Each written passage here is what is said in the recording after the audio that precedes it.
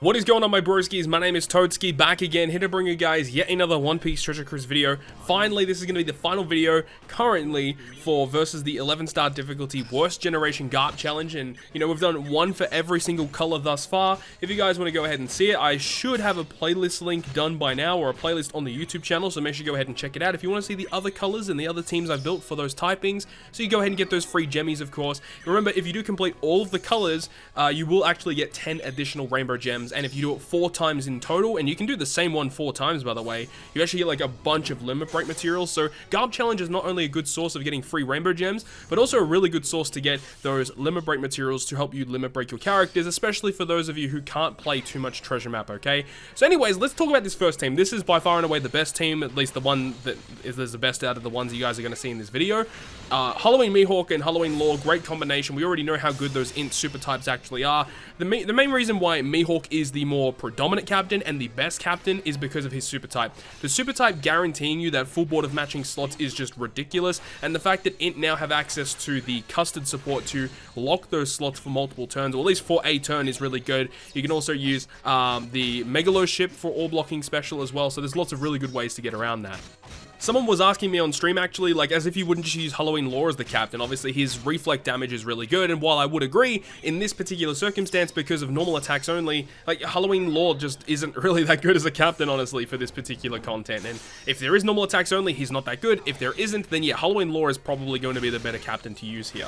But of course, the main ability of Halloween Mihawk, guaranteeing you those slots, getting the custard support to lock those slots so that when we actually get through to the Blackbeard stage, the slots that we have are able to be locked. And the really good thing about Halloween Law and Halloween Mihawk is that they both have barrier penetration, which makes clearing this particular fight so easy, because you're able to kill the Zoro very quickly, and then you can target the killer and kill him through his barrier. And the Reiju, Treasure Map Reiju, again, another really good unit that can help you clear this content, because it removes that damage threshold that the enemy has, but it also gives you the guaranteed conditional boost against the enemy. So with using the Halloween Mihawk special and the Reiju special, we have a 2.25 attack boost, we have a 1.75 conditional boost, and that's going to give us more than enough damage to kill that stage, which is good. And then obviously on stage 6, we can use the Law special so that we get the 2.5 massive orb boost on the final stage. We can use the secondary Mihawk to activate the perfect effect. So if we hit 3 perfects, we get the 2.5 times attack boost on the final stage. And then the other character that we haven't talked about thus far, well, there's actually 2 we haven't talked about. X-Drake is kind of here just because he has a special ability that can get rid of blindness, which just makes that bonding stage a lot easier.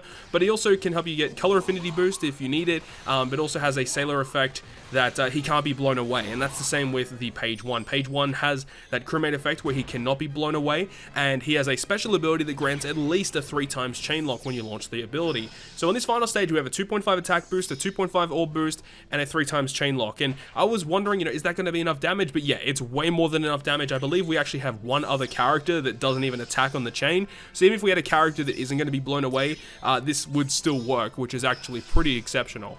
Though when you think about it, then we wouldn't have our chain lock active if we didn't have the 6 characters, but just having a character that can't be blown away, so you have 6 available characters to attack, is very useful.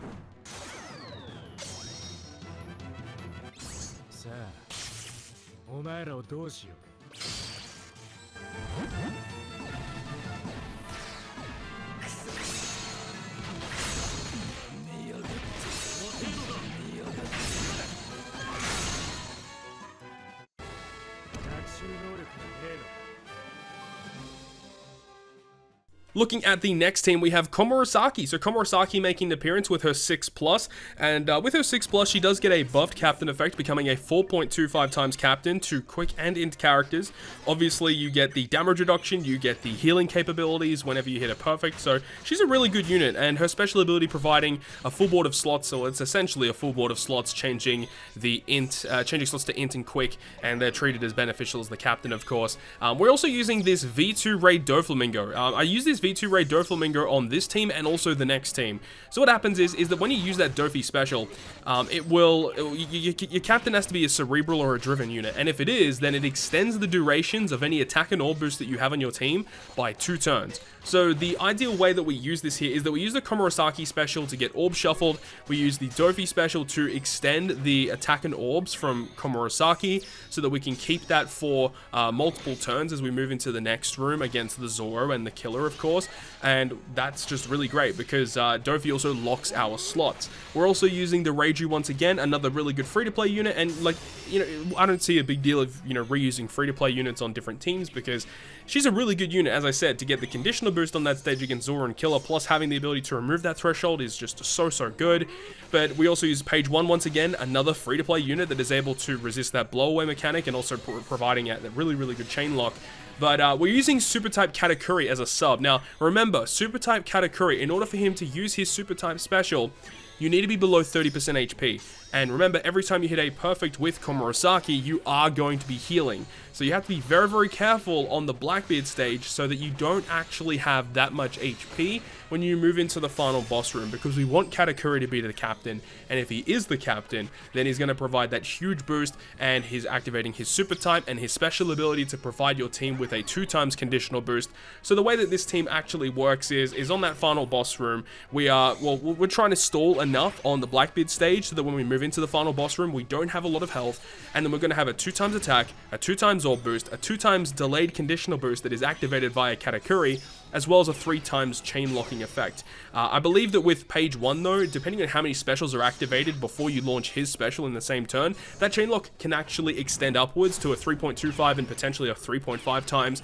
It's very difficult to get the 3.5 times chain lock with Colosseum Page 1. The 3.25 is definitely accessible, but it doesn't really matter which one it is, it's going to be fine, because with all those boosts active multiplying into each other, full board of matching slots, it's going to be pretty exceptional in terms of damage potential on the final boss room. So I'll leave you guys with the rest of this clip here, and then we'll talk about the final team of the video.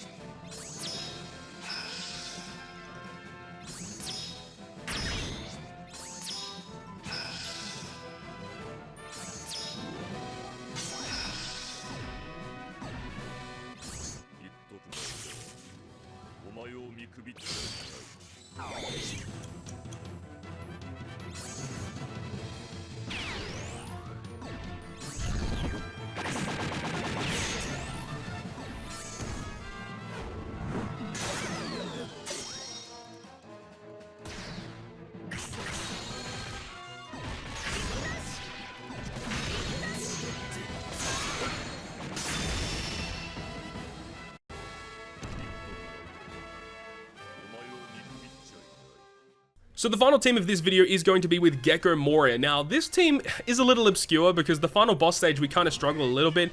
Once again, I didn't really want to do too many overlaps in terms of summonable units, but if you have Super Type Katakuri, you'd probably just want to use him instead of Gecko Moria. I feel like that would probably work a bit better than this regular Katakuri, but hey, just showing you guys, even if you have a character that switches into the captain that isn't super optimal, it does still get the job done. Luckily with Katakuri though, that when we do use him as the captain a little bit later on, when we do those attacks, we do get the delay off, which does help us, you know, save a bit of damage. But either way, just you'd probably want to be using a better character than V1 Katakuri, because one thing that I forgot whilst using this team is the fact that the special ability of V1 Katakuri and also the special ability of versus Big Mom, when you activate it, they both have that effect where if you hit a certain amount of perfects, you get a different buff in that next room, and you can't stack those effects. So I was attempting to try and get Katakuri's conditional boost and attempting to try and get Big Mom's orb boost on the same turn. Obviously doesn't work. Luckily I activated Big Mom first, because that is definitely the more optimal special to have in that situation. But either way, just talking about this team once again, very similar as the other teams you guys would have seen. Once again, you see the repeating characters in V2 Raid Doflamingo and Treasure Map Reiju, both of which are phenomenal characters for this particular quest.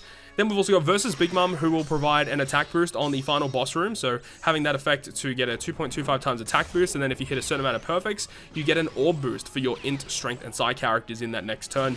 And as I said, Katakuri definitely a replaceable unit, but making sure that it is a driven or a powerhouse unit, so that Gecko Moria can use his super type, because that super type is very, very good. And I mean, looking back at it, you could probably change this ship. The ship is definitely not required either.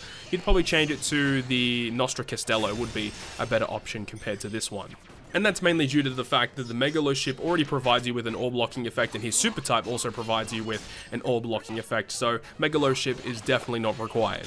But with all of that being said, we have now completed all of the colors of the GARP challenge versus the worst generation. Definitely a really fun piece of content here, and definitely not as difficult as what I was kind of expecting it was going to be, but still really, really fun overall. And it's really cool to go back and use some of these characters that you wouldn't normally use, such as, you know, potentially Komurasaki, right? Or going back and even using V3 Boa, who doesn't really see that much play these days either. Or even like, you know, even using the old school super type Snake Man as a captain, a character that probably doesn't see that much play as a captain anymore, but still a really, really good unit these days.